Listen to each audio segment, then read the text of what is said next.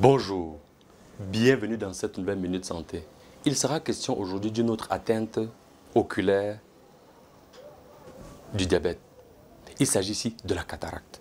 La cataracte est en effet une opacification du cristallin, cette lentille biconvexe qui est censée de converger les faisceaux électromagnétiques venus de l'extérieur vers la rétine pour en faciliter l'interprétation, la transmission vers le cerveau à travers le nerf optique et donc la vision.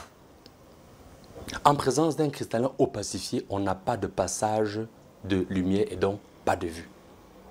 Une opacification totale du cristallin va entraîner une cécité, c'est-à-dire une absence, une perte totale de la vue. Et les facteurs de risque sont bien connus. Il s'agit ici des populations vivant dans des environnements chauds comme les tropiques. Il s'agit de l'âge, il s'agit de l'exposition prolongée au soleil, mais il s'agit aussi des situations métaboliques dans lesquelles le sucre, qui est une substance physiologique dans l'organisme, va être en excès et en tant que tel, puisqu'il va passer à travers l'humeur aqueuse qui est produite au niveau des corps ciliaires et donc circuler entre la chambre postérieure et la chambre antérieure. Cette humeur aqueuse qui contient donc du sucre en effet, et donc ce sucre qui est contenu dans l'humeur aqueuse va passer à travers le cristallin qui est effectivement perméable au sucre.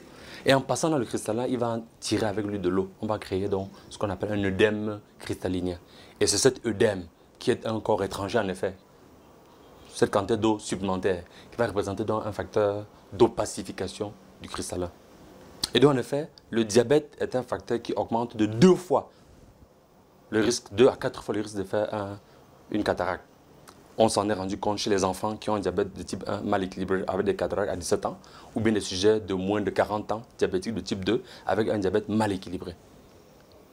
Bien informé, vous développez des réflexes santé de qualité parce que votre santé est votre premier capital.